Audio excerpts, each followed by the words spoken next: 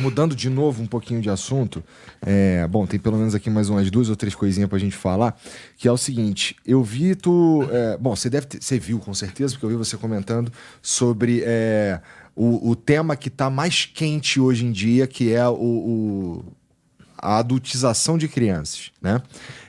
Que eu vi tu comentando que o PT estaria usando esse tema para impor uma regulamentação da rede. Tu falou isso, não foi? Sim.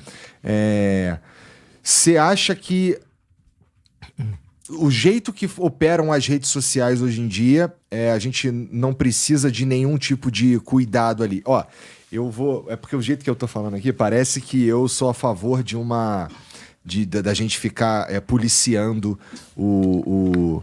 eu tenho a perder, inclusive, quando a gente se passa uma lei que é mal feita e, pior do que isso, mal aplicada, né? Mas, por outro lado, cara, esse tema não é... Primeiro que ele não é novo.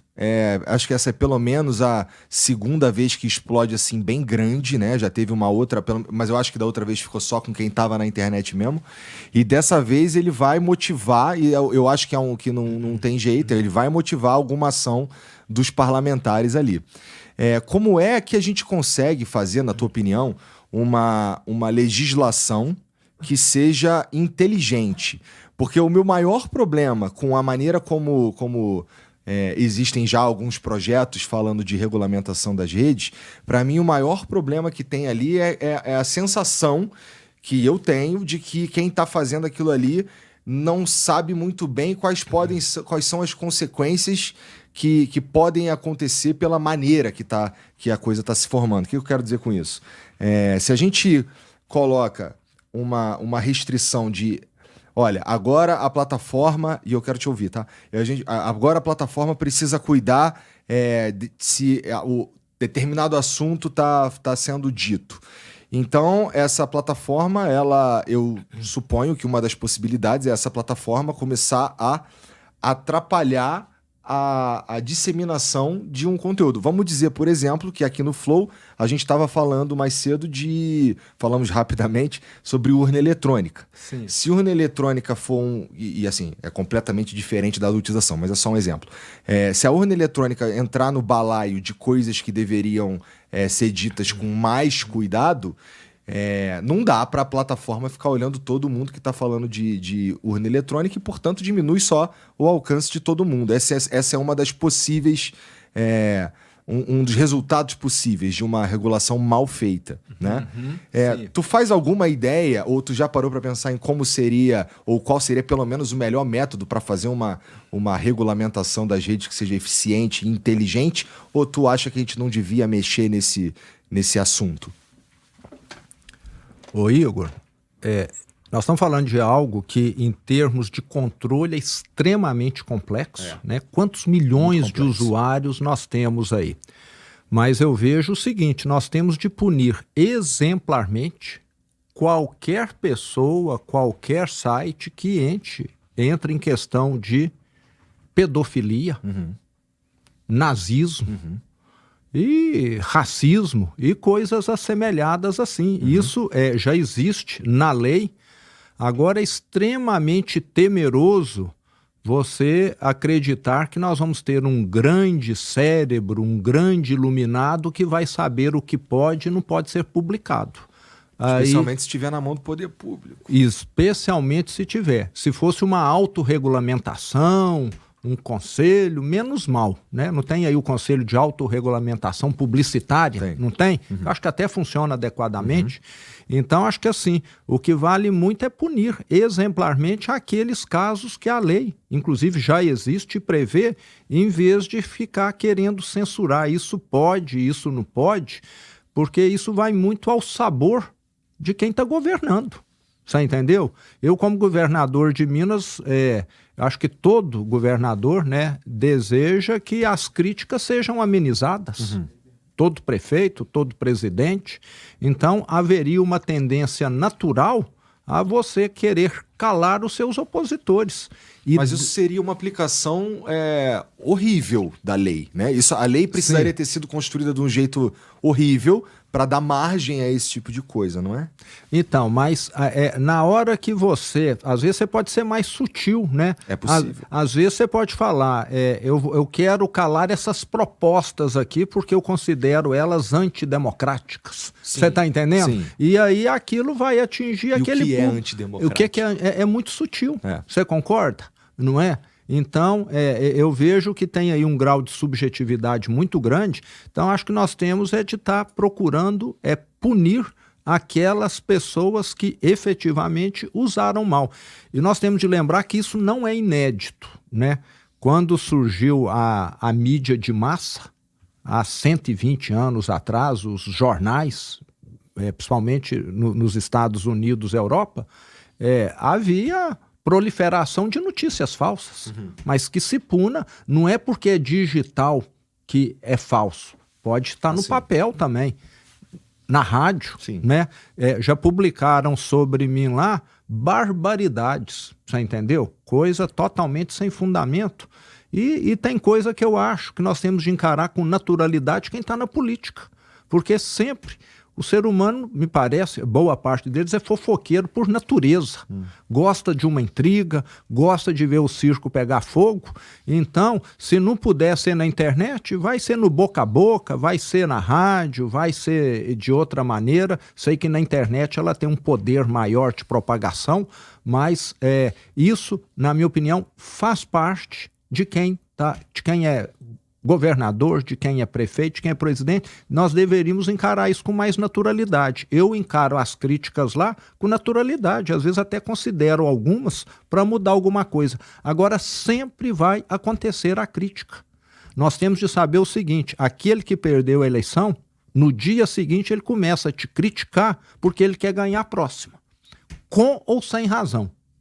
Então, faz parte da natureza eleitoral e política esse tipo de procedimento. Agora, é lógico que nós não podemos permitir os excessos, né? O que seria um excesso? Alguém cria lá um filme com a inteligência artificial, eu fazendo uma coisa absurda. Você está entendendo? Né? Que eu não fiz, eu falando algo totalmente inadequado, impróprio. Você está entendendo? Que é possível hoje, né? É possível. Então, aí eu acho que cabe punição, sim. Já falaram, tem coisa minha até que eu não vou falar aqui, mas que eu entrei com processo na justiça, está em andamento aí, porque falando que eu me beneficiei de algumas coisas, não tem nada a ver. No dia que eu ganhar, às vezes eu publico. Eu gosto, como bom mineiro, de fazer as coisas em silêncio, sabe? Eu gosto de entregar. Fazer boas entregas para os mineiros, isso eu gosto. Agora, ficar com essas polêmicas, parece que isso até te desvia dos grandes problemas principais, que é onde o político deveria atuar. E o Brasil, nós temos de lembrar aqui, Igor, nos principais problemas que nós temos no Brasil é que nós nos transformamos no país das pautas minúsculas. Tudo que discute aqui é pequenininho. O que se aprova lá no Congresso, nas assembleias, nós vamos criar aqui o Dia da Floriculturista. Nada contra os floriculturistas, mas não é isso que vai mudar a vida de ninguém. É projeto dessa natureza que fica se debatendo e discutindo, muitas vezes, infelizmente. Mas se a gente parar para pensar que as eleições do ano que vem provavelmente serão tensas nesse sentido de, vou chamar de milícia digital, porque uma coisa que a gente pode ter certeza que haverá é vídeo de inteligência artificial, porque tá fácil demais de fazer hoje, né? E são materiais que enganam com facilidade o eleitor que não está habituado com esse mundo. Por exemplo, a minha mãe, por exemplo, a minha sogra. As pessoas mais velhas, porque elas viveram num mundo em que o telejornal era fonte de credibilidade. Eu era menino, você falava, isso existe, porque vídeo é verdade. Eu tenho minha mãe, tios, que sempre estão me mandando, olha aqui, o que está acontecendo? Eu falo, isso não é nada de verdade. E então, você acha que a gente devia deixar rolar? Porque, veja, não sei se teve um grande impacto para valer, mas a gente teve, por exemplo, a ideia da mamadeira de piroca, né? Lá em 2018. Coisas que são assim, meio absurdas e que a pessoa que não está habituada com isso pode acabar tomando desavisada. Então, na tua opinião, a gente deveria prestar atenção nesse tipo de coisa, de um jeito a criar uma lei ou criar algumas limitações, ou deixa rolar? Ô Igor, eu sou favorável, como eu te falei, à punição exemplar. O problema no Brasil é que alguém comete um delito e nada acontece. E nada acontece, né? Eu falo o seguinte, se alguém está dirigindo bêbado, o risco dele matar alguém, dele se envolver num acidente é enorme. Sim. Aqui no Brasil, às vezes ele atropela, esse processo vai levar 5 anos e sei lá se ele vai ser preso ou não. Uhum. Mas o policial que viu aquele bêbado ali na hora, na minha opinião, de antemão, mesmo que ele não tenha causado nenhum problema, mas se ele está com teor alcoólico alto, ele deveria ficar, na minha opinião, 5 dias detido, como uma lição didática. A lição didática para o ser humano vale muito. Ia ser um constrangimento para ele perante filhos, perante esposa. 5 dias não mata ninguém.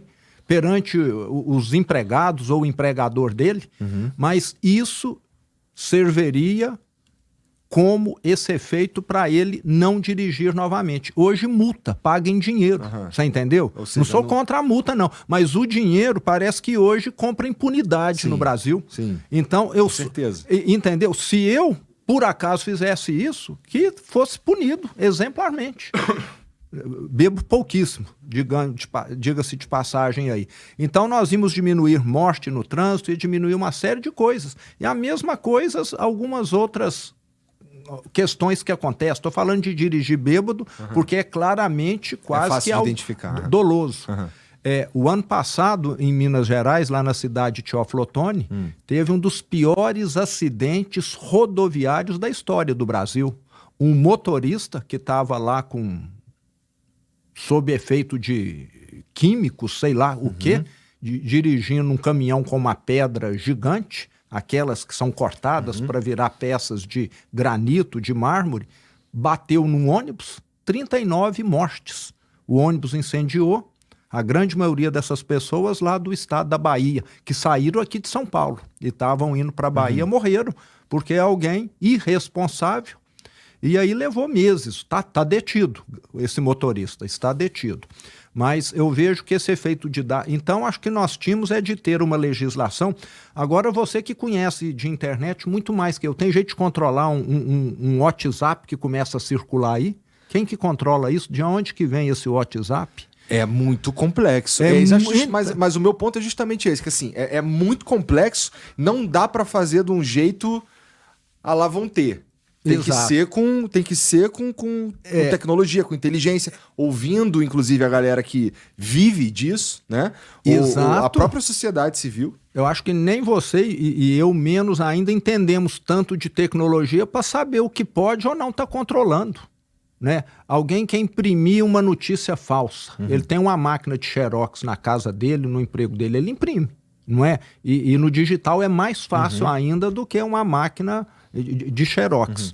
Agora, se alguém fez mal, tem que ser punido. Agora, como controlar isso? Sinceramente, eu não sou nenhum especialista em tecnologia para saber, e acho que é até impossível. É quase que a mesma coisa que falar, o povo está fofocando muito, vamos costurar a boca de todo mundo. Talvez a solução seja essa. Tira a internet de todo mundo. Acho que a única, na minha visão, é essa a única solução possível. Tem jeito de acabar com fofoca? Né? Não tem, costura a boca de todo mundo, aí acaba, ou corta a língua, né? Aí você soluciona. Me parece que alguns tecnocratas sonham com isso. Eu acredito muito mais nas pessoas do que desconfio. Eu até falo que eu consegui, acho que caminhar bem na vida empresarial, puxaram o meu tapete diversas vezes, mas de cada 1000 pessoas que eu contratei, acho que 3 ou 4 puxaram o meu tapete. É uma minoria. Então, acho que nós temos de dar crédito para a grande maioria que é honesta. E punir, quando a gente detectar, aqueles que não estão procedendo bem.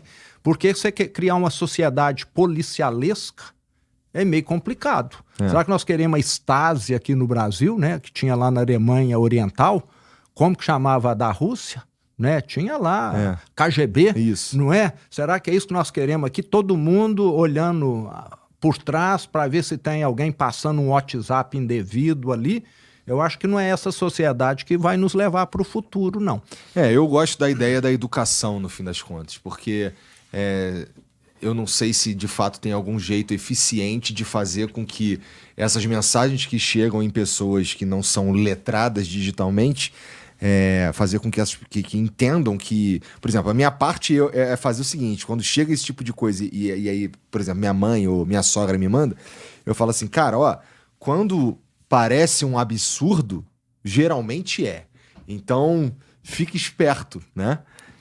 E eu vi recentemente também, você deve acompanhar isso até mais de perto do que eu acompanho, uma tendência de rede social está sendo menos utilizada. Porque isso, no início era novidade, as pessoas se interessam mais. Com o tempo, o ser humano vai ficando meio cansado de tudo, até da comida mais gostosa.